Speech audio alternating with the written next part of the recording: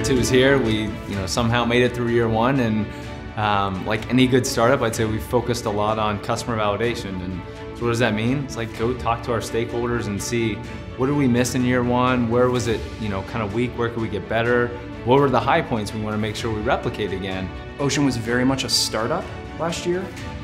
It was its first year of operations, and in many ways it didn't feel like a startup because we were well funded, had remarkable people involved, great space, but we were figuring everything out from scratch. And I just had a new baby, and just like a new baby, year one is just about keeping the baby alive.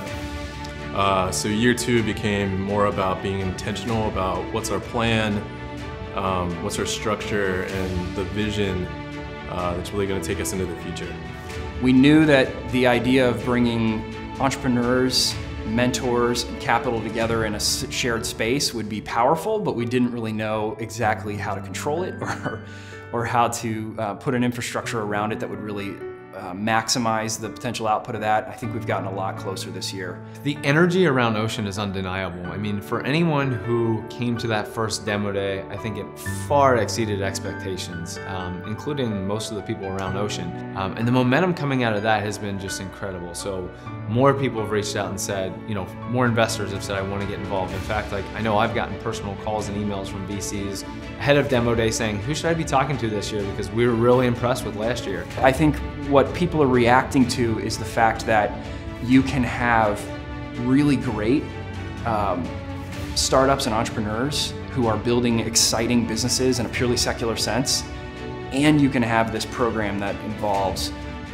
spiritual instruction and health instruction and emotional instruction, and all these things. You can blend them together and it works. It's not often that you sit in a business context and can bring up the words Jesus and God without someone looking at you a little strangely. In between year one and two, we had a chance to get together with our board that we created and really focus on what is our mission. And it was really to put God at the center of everything that we were doing, to look at the founders and co-founders that would go through this program to really upgrade their operating system, if you will, of how they're making decisions, how they're living their lives, and how they're building sustainable companies. More than half of our companies came from outside of Cincinnati this year, including 2 from London. That's crazy. We have a second-year accelerator, and we had 2 people move from London to Cincinnati because they want to build their business here to be a part of Ocean. That's incredible. So why I'm excited for you to be here is just to hear a glimpse into the stories behind why these companies were founded. Often you have a founder or co-founder who's trying to solve a problem they have a really big passion for.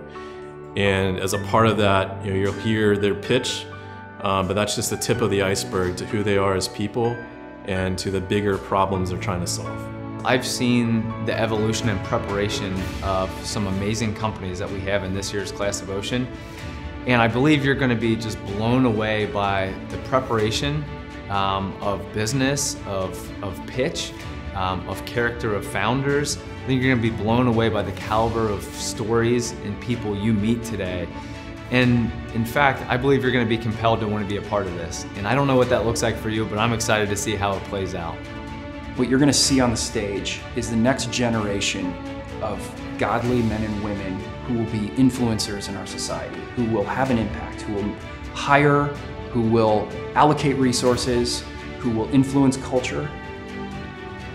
In an age when we see a lot of negative examples on platforms, I think you're seeing the response to that. You're seeing a reaction to that. You're seeing the hope we have for the next generation of business leaders, businessmen and women.